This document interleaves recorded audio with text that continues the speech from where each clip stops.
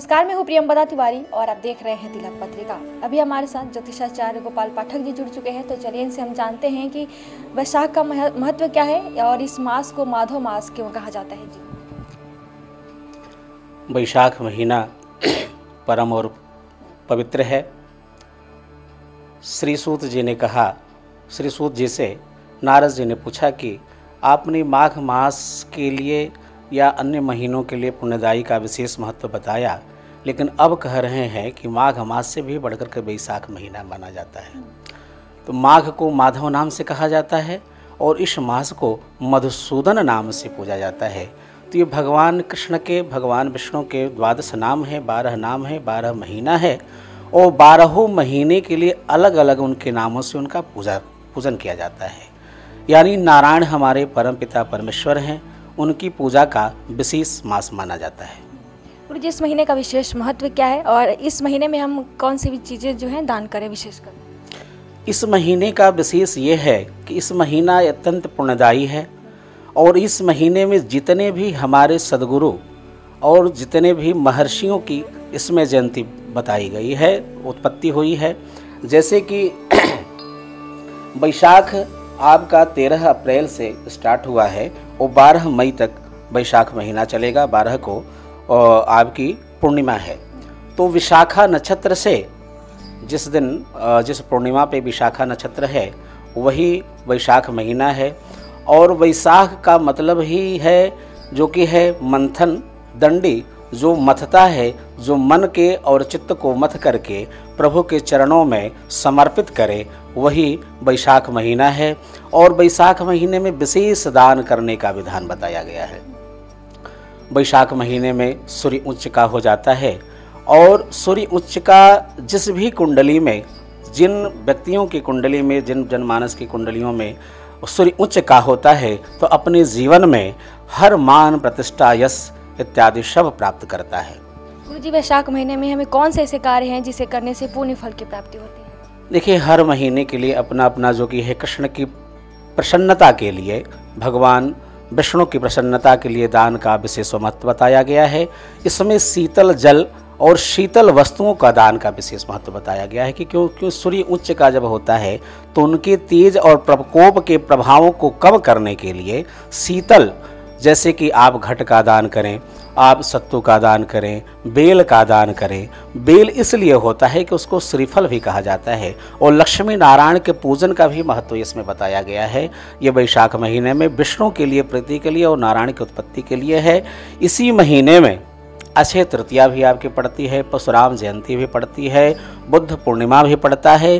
तो कई अवतार इसमें, नरसिंह अवतार भी इसमें उत्पत्ति हुई है और केदारनाथ का कपाट भी अक्षय तृतीया को खुलता है। तो ये कई जयंती और कई पर्वों को लेकर के समावेश होकर के वैशाख महीना इससे पुण्यदायी पवित्र माना जाता है। गुरुजी, इस महीने का धार्मिक और आध्यात्मिक महत्व क्या है? हमारे दर्शकों को विस्तार से नहीं, धार्मिक महत्व तो विशेष करके जो भी हम धर्म करते हैं उसका विशेष लाभ होता है, क्योंकि संसारिक युग में रहते हुए माया से विरक्त होकर के धर्म करना हमारे लिए जीवन का कल्याण और पुण्यदायी माना जाता है।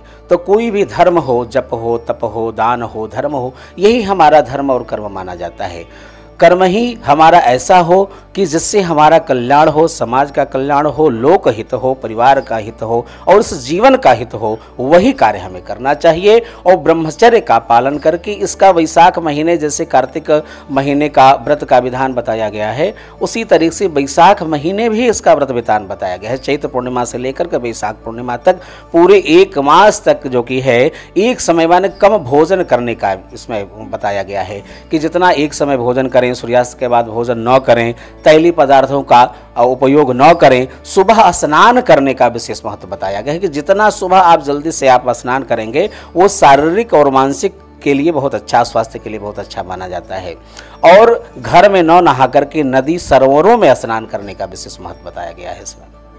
गुरुजी, इस महीने में हमें क्या दान करना चाहिए आप तो बता दिया, और हमें क्या करना चाहिए और क्या नहीं करना चाहिए? देखिए, ऐसा है कि जो भी दुर्विचार हैं, कुविचार हैं या जो भी गलत काम है इसमें नहीं करना चाहिए। जो भी पुण्य, हर जनमानस को पता रहता है कि हमें क्या अच्छा है और क्या बुरा है। बुरा करने के भी पश्चाताप नहीं करता है और अच्छा करके भी जो कि है बहुत उत्साहित होता है। ये ऐसा नहीं होता है जो कि दूसरे को ठगबाजी नहीं करनी चाहिए, दूसरे की निंदा नहीं करना चाहिए। प्रभु का हमेशा स्मरण और वंदन करते रहना चाहिए, भजन कीर्तन करते रहना चाहिए, बड़ों का सत्कार और मान सम्मान इत्यादि करने चाहिए, क्योंकि सूर्य पिता का कारक है, आत्मा का कारक है, तेज का कारक है, मान का सम्मान का इत्यादि का कारक है।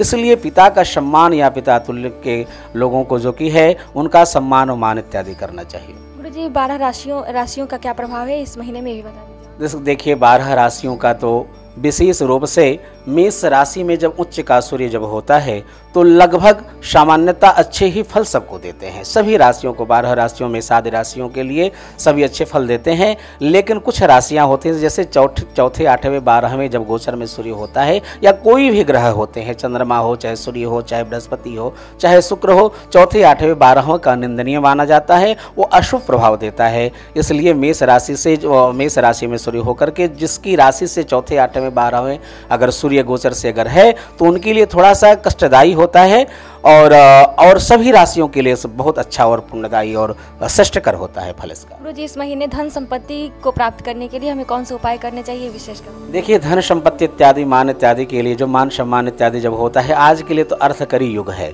ये अर्थ ही प्रधान युग है। टका धर्म टका कर्म, पैसे से धर्म है पैसे से कर्म है। तो लक्ष्मी नारायण का पूजन का हमने विधान बताया कि नारायण का पूजन करने से लक्ष्मी भागी चली आती हैं और लक्ष्मी का पूजन करने से नारायण भी भागे चले आते हैं। इसलिए लक्ष्मी की आराधना करें, नारायण की आराधना करें, धन धान्य सौभाग्य इत्यादि से पूर्ति होती है, सभी प्राप्त होता है। भगवान श्री हरि की हम पूजन कौन सी विधि से करें और हमें कैसे करनी चाहिए? देखिए पूजन का विधान तो इसके लिए नाना प्रकार के हैं, जिसके वैदिक रीतियाँ भी बताई गई हैं और ज्योतिष में भी या पुराणों में भी अनेक प्रकार की विधा बताई गई है। पंचोपचार पूजन का, षोडशोपचार पूजन का, राजोपचार पूजन का, वैदिक उपचार पूजन का, अनेक प्रकार से। लेकिन श्रद्धा भाव से, नम्रता से भगवान के शरणागत हो जाना ही सबसे बड़ी पूजा है। तो भगवान सत्यनारायण की जब कथा आप सुनते हैं तो साधु नाम बनिया किसी प्रकार का पूजन तो उसमें नहीं है, महात्म बताया गया है सत्यनारायण भगवान का। तो वो कथा तो है नहीं, कथा तो हरि अनंत, हरि कथा अनंता, उनकी पूजा भी अनेक है, उनका रूप भी अनेक है, उनकी कथाएं भी अनेक है। तो वो कथा कहने सुनने कहीं सुनहि बहुविध सब संता, तो कहने सुनने की बहुत विधान है। लेकिन हम अच्छे भाव से, विनम्र भाव से और श्रद्धा पूर्वक प्रभु की शरणागत हो जाएं, क्योंकि ये आत्मा परमात्मा का अंश है। ये आत्मा परमात्मा का अंश है। जैसे संसारिक युग में एक आपको उदाहरण दें तो जैसे आपकी एक मोबाइल एक डिवाइस है, उसी तरीके से शरीर हमारा डिवाइस है। मोबाइल में एक सिम लगा रहता है जिससे वो नेटवर्किंग काम करता है। उसी तरीके से हमारे आत्मा रूपी हमारे शरीर में सिम लगा हुआ है। तो जैसे ही नेटवर्क में आप रहेंगे तभी भी वो मोबाइल काम करेगा, चाहे जितनी महंगी हो, सस्ती हो, किसी भी प्रकार की हो। तो वो जिस तरीके से मोबाइल आप नेटवर्क के कनेक्ट में आप रहते हैं तभी वो काम करता है, उसी तरीके से हमारा शरीर भी एक डिवाइस है और आत्मा रूपी उसमें चिप और जो कि है सिम लगी हुई है और टावर के नेटवर्क में बने रहेंगे तभी हमारा कल्याण होगा। इस महीने हमें जल के अलावा क्या दान करने चाहिए ताकि हमें अक्षय फल की प्राप्ति? जल के अलावा अक्षय तृतीया इसमें पड़ती है, जो अक्षय होता है जिस दिन दान धर्म कर्म, जैसे अक्षय नवमी आती है कार्तिक महीने में, उसी तरीके से उसी की समानता। ये अबूस मुहूर्त भी होता है, इसमें कोई मुहूर्त हो या चाहे नहीं हो, गृह प्रवेश आदि कर्म के लिए या कोई भी कर्म शुभ कर्म इत्यादि करने के लिए अक्षय तृतीया और उस दिन दान धर्म कर्म इत्यादि करने के लिए बहुत पुण्य और पवित्र तिथि मानी गई है, बताई गई है।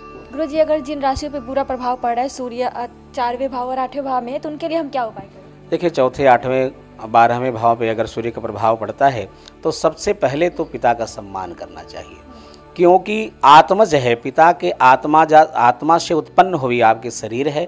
पिता का सम्मान करना चाहिए, सूर्य की उपासना करना चाहिए, सूर्य को अर्घ्य देना चाहिए, आदित्य हृदय स्तोत्र का पाठ करना चाहिए, सूर्य कवच का पाठ करना चाहिए, सूर्याष्टकम का पाठ करना चाहिए, सूर्य संबंधी वस्तुओं का दान करना चाहिए, जो उससे करने से चौथे 8वें का प्रभाव जो कि है वो अच्छा फल देने लगता है। चौथे 8वें 12वें की राशि जो बताई गई है इसमें सूर्य से नहीं अपनी राशि से गणना करनी चाहिए। जैसे कन्या राशि है, मकर राशि है, वृष राशि से द्वादश भाव का प्रभावित होगा, तो अपनी राशियों से जो चौथे, आठवें, 12वें होते हैं, क्योंकि राशि से ही गोचर देखा जाता है, लग्न से नहीं देखा जाता है। जिसकी जो राशि है उस राशि से चौथे, आठवें, 12वें की गणना कर लें।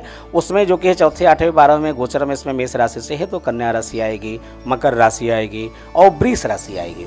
तो इसमें भी बहुत विशेष प्रभाव ये दुष्प्रभाव नहीं देता है, लेकिन ये है कि वो आत्मनिर्भरता में थोड़ी कमी आती है, कॉन्फिडेंस लेवल में कमी आती है, आत्मता निर्बलता होती है, जो आत्मा जो कि है निर्णय शक्ति कमज़ोर हो जाती है। तो इसके लिए विशेष रूप से सूर्य की उपासना करनी चाहिए। और सूर्य की उपासना तो उन्हीं लोगों को नहीं, जनमानस की ये धरती पर ये सूर्य अगर नहीं होता तो शायद जनजीवन जीना बहुत मुश्किल होता। तो इसलिए हर व्यक्ति को सूर्य की उपासना करनी चाहिए। कुंडली में सूर्य अच्छा हो तभी भी अच्छा फल देगा, कुंडली में सूर्य बुरा हो तभी भी अच्छा फल देगा। तो जिसका आप, क्योंकि आत्मा का कारक है, आत्मा और मन ये दोनों हमारे संतुलित रहें तो कभी भी किसी भी ग्रहों का दुष्प्रभाव जो कि है वो विशेष रूप से दुष्प्रभावित नहीं होगा। वैशाख महीना शुरू हो गया है, ऐसे में इस महीने में श्री हरि और माता लक्ष्मी के विशेष पूजन करने का महत्व है। इस महीने को मधुसूदन महीने के नाम से भी जाना जाता है। कहा जाता है कि अगर कोई व्यक्ति पवित्र नदी में स्नान करता है तो उसे अक्षय फल की प्राप्ति हो जाती है। इस महीने में हमें जल अधिक से अधिक दान करना चाहिए। तो अभी हमारे चैनल के माध्यम से गुरु जी का बात जो है उसको समझिए और ज़्यादा से ज़्यादा आप जल दान जरूर करें। कैमरा पर्सन दीपक गुप्ता के साथ मैं प्रियंवदा तिवारी, देखते रहिए तिलक पत्रिका।